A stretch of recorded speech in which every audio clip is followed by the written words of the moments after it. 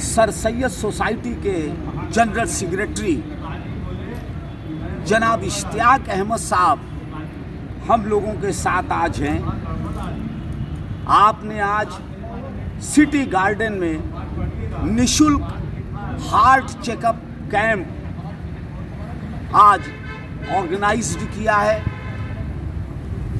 इश्तियाक अहमद साहब, ये जो सोशल सर्विस का ये जो जज्बा आपके अंदर है और ये फ्री मेडिकल कैंप, ये फ्री हार्ट चेकअप कैंप और साथ ही साथ इल्म के लिए कि ज़्यादा से ज़्यादा मुआशरे में लड़के और लड़कियां पढ़ें, इसके लिए सर सैयद सोसाइटी के ज़रिए या और भी इंस्टीट्यूशन के ज़रिए जिसमें आप अलग अलग पदों पे हैं, ये जज्बा आपके अंदर कहाँ से आया? ये एक जुनून जो आपके अंदर दिखाई देता है कि आपने अपनी ज़िंदगी लोगों को एजुकेट करने में, लोगों की ज़िंदगी को बदलने में, उनकी सोच बदलने में, गरीबों की मदद करने में, फ्री मेडिकल कैंप लगाने में, ये जो आप अपनी ज़िंदगी के कीमती वक्त को दे रहे हैं, ये वाकई काबिल तारीफ़ है।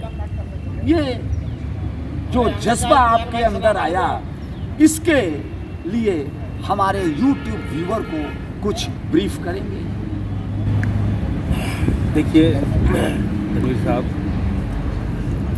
मैं एक बहुत मामूली सा इंसान हूँ।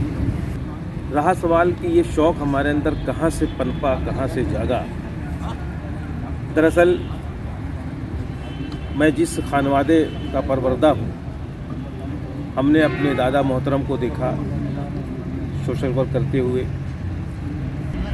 कुछ सीख तो मुझे वहीं से मिली, बाकी खुद अपने अंदर ये जज्बा जागा कि अगर अपने लिए जीना कोई बहुत बड़ी बात नहीं है, क्योंकि अपने लिए तो एक जानवर भी जी लेता है।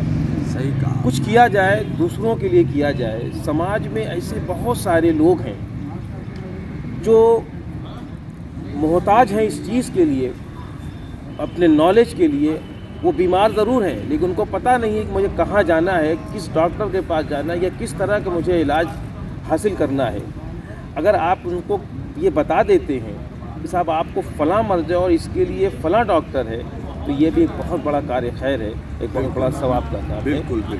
हमने जो आज हार्ट कैंप लगाए हैं, मुझे इस बात का इल्म है कि कुछ लोग जो वाकई दिल के मरीज़ हैं, जो हार्ट के पेशेंट हैं, लेकिन उन्हें पता नहीं है कि मैं हार्ट का पेशेंट हूँ।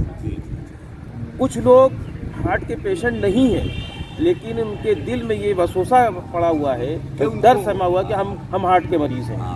तो अगर इस कैंप के ज़रिए से लोगों का शक दूर हो जाए और जो वाकई हार्ट के पेशेंट हैं उनको दवाएं और मुआवजे का इंतज़ाम हो जाए, तो ये बहुत बड़े कार्य खैर का काम होगा।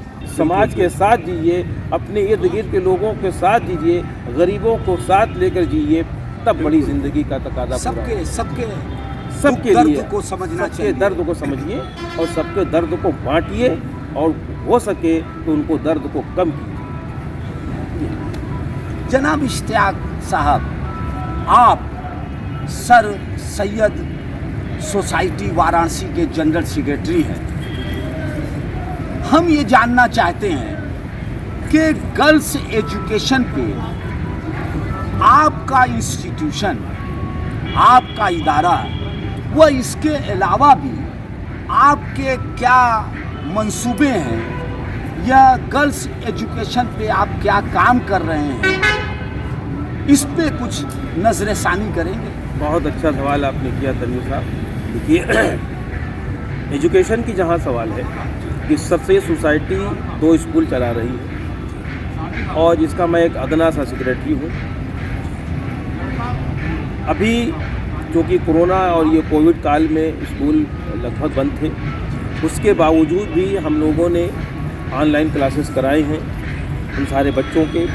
उसके बाद अभी आपको एक जानकर ये खुशी होगी कि sir Syed society pharma college लाने जा रही है, जिसमें D फार्मा B फार्मा के लिए हमने एप्लीकेशन डाल दी है और लगभग उसमें 90% काम हो चुके हैं।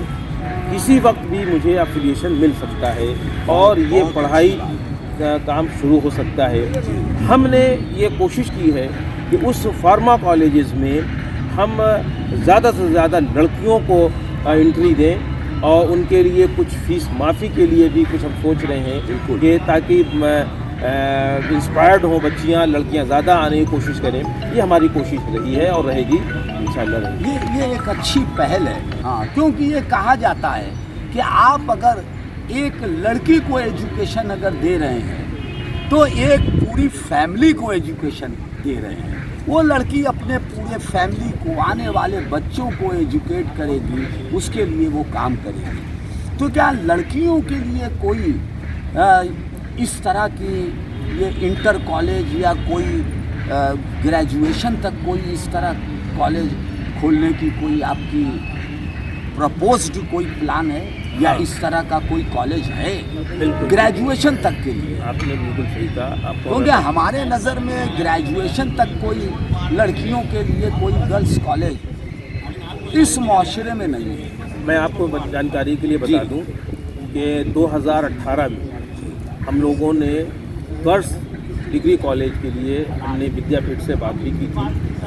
उस वक़्त प्रोफेसर नाग साहब थे। हमने बहुत सारे मरहले से गुजरकर उनको एप्लीकेशन के मरहले तक हम आ चुके थे। फिर उसके बाद साल 1.5 साल से आप कोविड को देख रहे हैं, इसी वजह से ये काम आगे नहीं बढ़ सका।